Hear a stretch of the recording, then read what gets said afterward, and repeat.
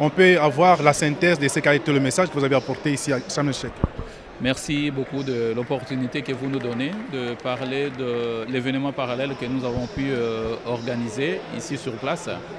Au fait, nous avons bien voulu partager avec les participants sur la prise en compte de changements climatiques dans l'évaluation environnementale et sociale. Comme vous savez, l'Agence congolaise de l'environnement a pour mission l'évaluation, la validation des études d'impact, des études environnementales et sociales, ainsi que le suivi de leur mise en œuvre.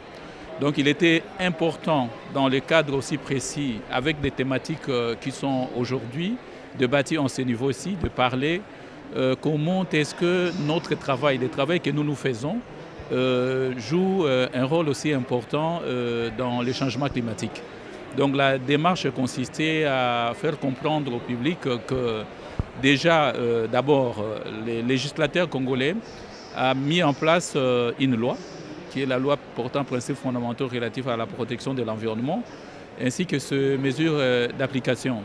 Et cette loi a le mérite de fournir un maximum de procédures. Au niveau de la procédure, c'est que la loi parle de... Je peux regrouper en deux. Vous avez d'abord les politiques, les plans et programmes, mais vous avez aussi de l'autre côté les projets, c'est-à-dire les 4 P, les PPP que nous on parle au niveau de l'environnement.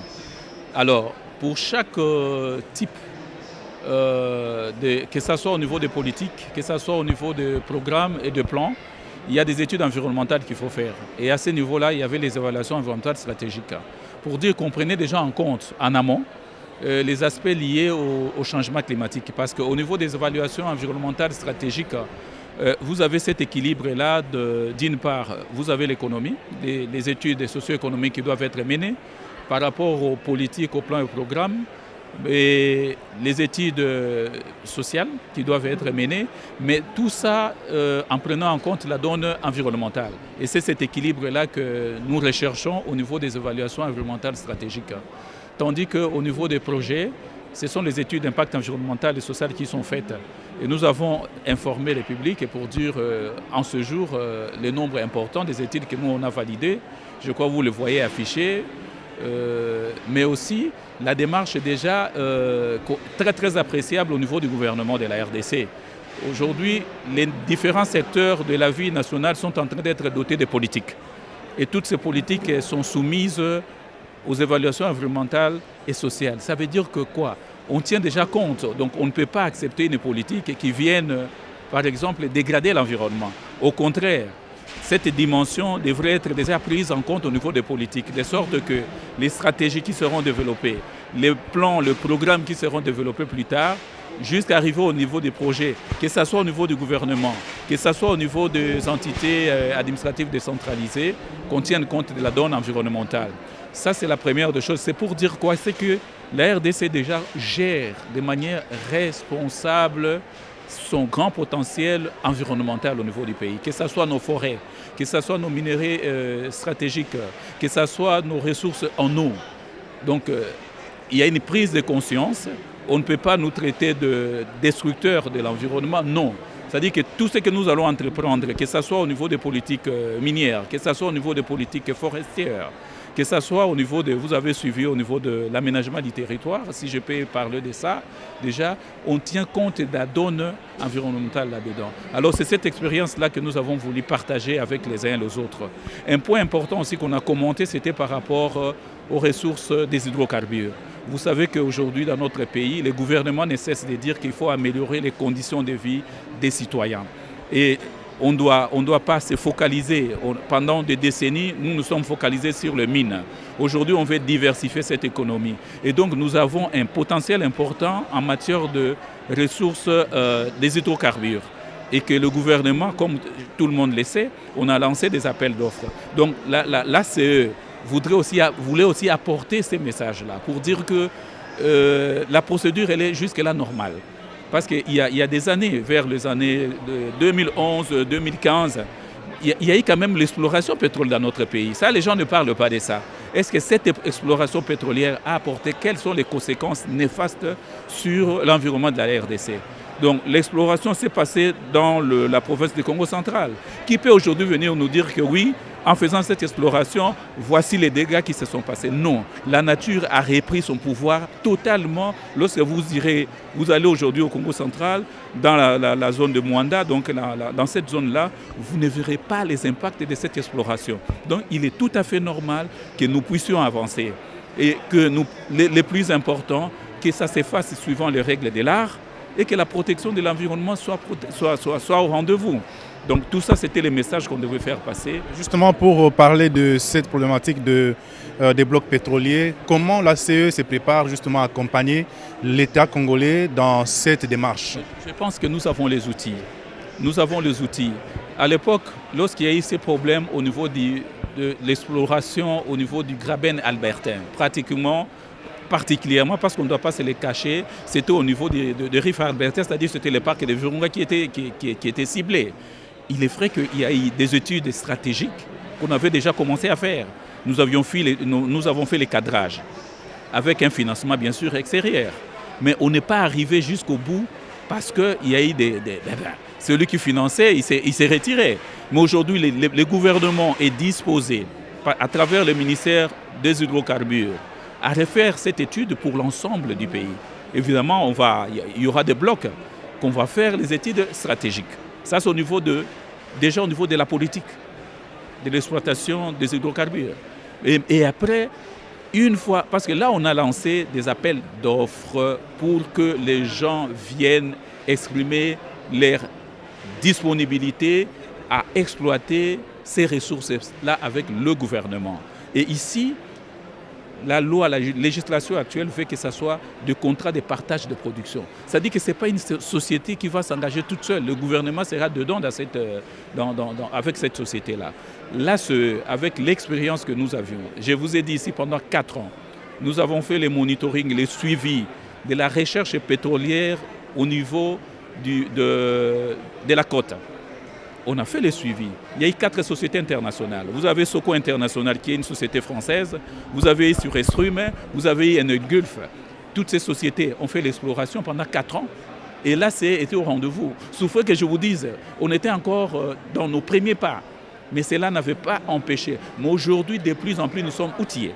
Vous avez vu vous-même que dernièrement, nous avons inauguré tout un laboratoire. C'est pourquoi? C'est pour être beaucoup plus efficace. Donc nous sommes convaincus que nous sommes prêts. Nous sommes prêts. Il y a une certaine expertise au niveau national. Mais s'il faudra renforcer cette expertise avec d'autres consultants, on le fera. Mais souffrez seulement pour vous dire qu'à l'étape de l'exploration, nous sommes prêts. Mais pourquoi l'État congolais n'a pas pu commencer par ses études stratégiques avant de lancer les appels d'offres que de les faire après? Moi, je pense que ce n'est pas un problème. Parce que les études stratégiques, en résumé, c'est quoi? Nous voulons trouver l'équilibre entre l'exploitation pétrolière, la conservation de la nature ou de la protection de l'environnement et l'apport que ça va apporter sur le plan social. Et donc, les études, comme j'ai dit, l'étude de cadrage était déjà faite. Nous l'avons. Peut-être que les communs... Non, sur les Rift Albertain, c'est-à-dire vous prenez la province orientale jusqu'en bas. Ce n'est pas un point, c'est pas Virunga. Ce n'est pas le parc là. Le parc, c'était l'étude d'impact environnemental qu'on pouvait faire plus tard. L'étude stratégique, l'étude de cadrage est là, disponible. Ce qui reste maintenant, c'est à faire l'étude proprement dite. Le gouvernement s'est engagé pour dire, OK, on va actualiser l'étude de cadrage, parce que ça remonte de quelques années, et puis on va faire l'étude proprement dite. Mais déjà, cette étude de cadrage, qu'est-ce que ça donnait au départ?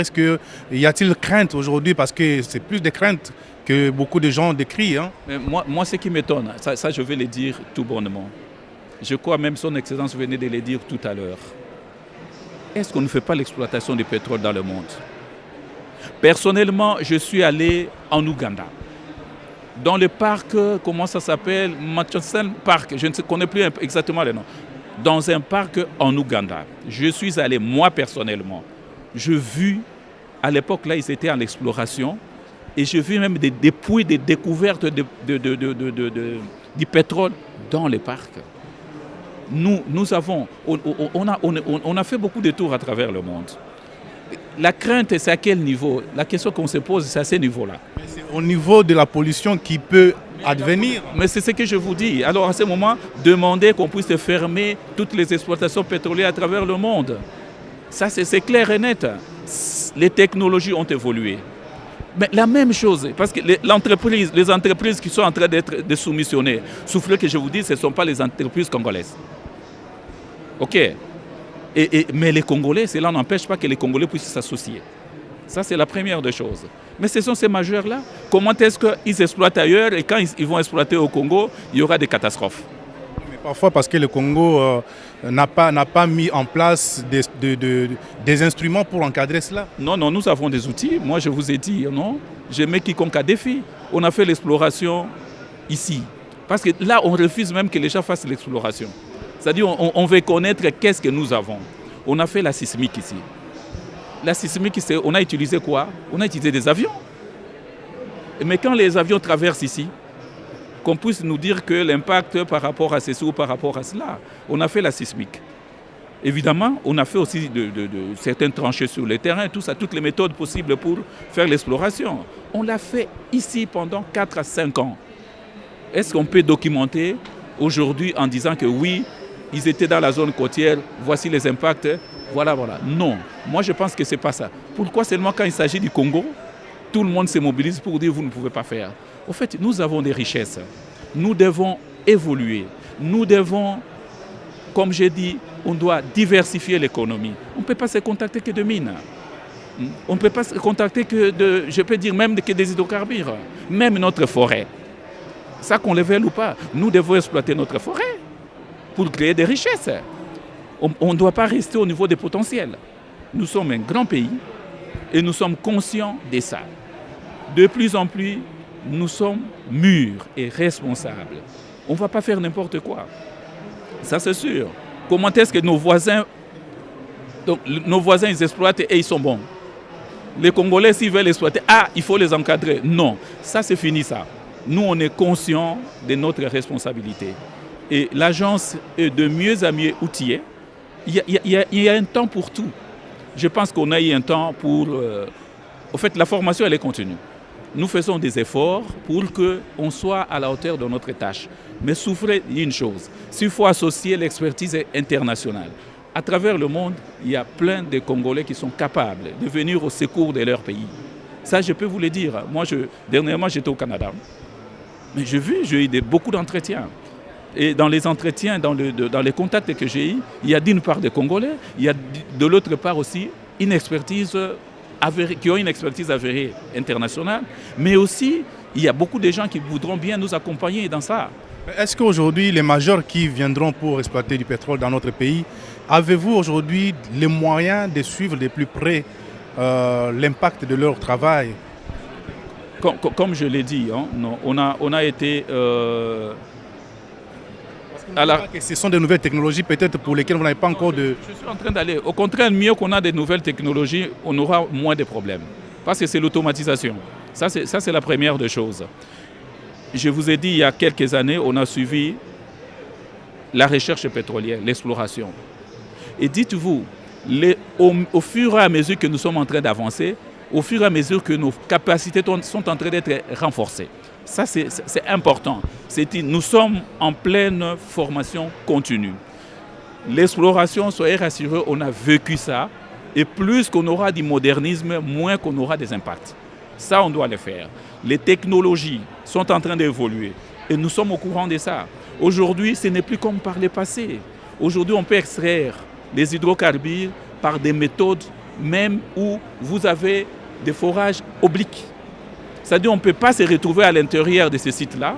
On est à l'extérieur et puis on est en train d'extraire le pétrole. Et nous ne sommes même pas encore arrivés là. Parce que ce qu'on doit tenir, on doit savoir, c'est qu'il faut peut-être 5, même 10 ans pour commencer l'exploration jusqu'à la production. Et donc, qu'on nous laisse avancer. Moi, je crois que c'est important. On est là, pendant les 5 ans au-devant de nous, nous ne serons qu'à l'exploration. Et nous sommes déjà prêts parce qu'on a une certaine expérience par rapport à ça. Et nous continuons à évoluer. Autant qu'on ne se trompe pas, à l'époque, là je camine. Moi je prends le secteur minier. la Gécamine a été tenue totalement à un certain moment par les ingénieurs congolais. Totalement. Mais c'est ce qui va se passer aussi même avec les hydrocarbures là. Nous avons quand même une certaine expertise ici.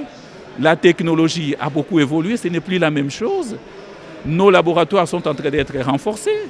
Hein, je crois que peut-être tu n'as pas eu l'opportunité, mais nous avons inauguré quand même un laboratoire. Ça veut dire que nous sommes dedans. Vous étiez là. Voilà, vous avez vu les photos. C'est-à-dire nous sommes en train d'anticiper. C'est ce que les gens ne comprennent. On ne doit pas continuer à faire trop de bruit. L'Agence congolaise de l'environnement est prête. Elle est prête à accompagner tous les projets en République démocratique du Congo. Aujourd'hui, on peut conclure que explorer du pétrole, ce n'est pas un problème, mais quand même l'argent du pétrole, ce n'est pas dans 5 ans, c'est au-delà de 10 ans. Mais il faut commencer. Parce que si on nous refuse même de savoir ce que nous avons... Mais qui vous refuse? Mais toi, tu les connais. Parce que tu as dit tout à l'heure toi-même qu'on dit. Mais nous, le gouvernement étant responsable, s'est dit, nous devons connaître ce que nous avons. On a un potentiel, il faut bien le fixer. Parce que comment tu vas négocier avec quelqu'un si tu ne connais pas ce que tu as? Et on nous refuse de connaître ce que nous avons. Parce que la recherche, c'est à ce niveau-là. Dites-moi, quel est l'impact potentiel que peut avoir la recherche pétrolière? Parce qu'au niveau de la recherche, on ne produit rien. Rien du tout. Rien. On veut seulement savoir qu'est-ce que nous avons pour bien négocier. Et pour ça, je vous rassure, l'ACE est disposé et met quiconque a défi pour dire qu'on n'est pas capable de suivre l'exploration. On l'a fait avec Soko. Soko, c'est une grande société française. Qui a abandonné? Ils n'ont pas trouvé mieux, peut-être, mais aussi, ça il faut le dire clairement, ils ont connu beaucoup de problèmes. On les a amenés à abandonner. Ça, je vous dis, on les a amenés à abandonner. Mais nous pensons que, avec beaucoup de modestie, parce que nous sommes convaincus qu'on est disposé, on est prêt pour accompagner le gouvernement dans ce que le gouvernement est en train de faire. Alors, quel est votre dernier mot que vous pouvez adresser aux Congolais qui vous suivront à travers cette interview? Moi, je pense que réveillons-nous. Main dans la main. Nous avons un potentiel énorme en matière de ressources naturelles. Il est vrai que nous aspirons à un développement durable. Ça veut dire que nous sommes conscients que nous devons protéger notre environnement pour que les générations futures puissent aussi en contribuer. Mais maintenant, là, nous devons nous lever ensemble pour donner de la valeur à ce que nous avons. Parce que si on ne le fait pas aujourd'hui, demain on va nous condamner. Qu'allons-nous léguer à cette génération-là? Nous avons besoin des infrastructures. Vous-même, vous voyez là où nous sommes. Les premiers points, ce sont les infrastructures. Les infrastructures demandent énormément d'argent. Et qu'on le veuille ou pas, parmi les sources qui peuvent nous donner autant d'argent, c'est aussi l'exploitation pétrolière. L'exploitation minière, comme a décidé le gouvernement, nous devons avoir des produits finis ici. Ça, c'est une déclaration politique. Ce n'est pas politique, c'est la réalité. Parce que moi, je veux vous dire ceci. La Gécamine, que moi je connais bien, parce que je suis un ancien de là, produisait le cuivre à 99,9%. Demandez, on va vous le dire. Le cuivre, le cobalt, autant à 99,9%. La Gécamine produisait les fils électriques ici au Congo. Là, on l'appelait laminoir et câblerie. C'est-à-dire, c'est possible qu'on le fasse ici. Il y a un problème énergétique, c'est vrai, mais on va continuer à se battre pour améliorer cette desserte-là. Mais si tu veux le cuivre du Congo, il faut mettre l'argent aussi là-dedans. Ça, c'est clair. La question, c'est bien celle de la gouvernance de tout cet argent. Quel argent? Quel argent? Parce que là, tout à l'heure... Déjà, la RDC est pointée comme un mauvais élève en termes de la gouvernance financière. Moi, je crois que de plus en plus, vous êtes en train de voir les budgets partis de quel niveau, jusqu'à aujourd'hui, on est arrivé à quel niveau. C'est-à-dire qu'il y a une amélioration de la gouvernance. Ça, on ne doit pas se les cacher. Si hier, on avait 3, aujourd'hui, on est à 15. Et la corruption continue. Même ailleurs, il y a la corruption. Bon, en tout cas, ces mots-là ne viennent pas du Congo. Si la corruption existe, c'est qu'elle existe, elle a existé quelque part et puis on l'a amenée ici. Qu'à cela ne tienne, je crois que les choses sont en train de s'améliorer. Et c'est ce qui est plus important. Si nous on ne veut pas retourner dans le passé, on s'est décidé aujourd'hui de regarder vers l'avenir et je crois que les lignes sont en train de bouger. Et c'est important que chacun de nous prenne conscience au niveau du pays que ce ne sont pas les autres qui viendront construire pour nous et que nous-mêmes, nous devons vraiment, à travers le changement de comportement, aller de l'avant. Et l'histoire retiendra ce qu'on est parti d'un point 0 vers un point 5 et le reste, ça suivra. Monsieur le chargé de mission, je vous remercie. Merci aussi de cette opportunité que vous nous avez offerte.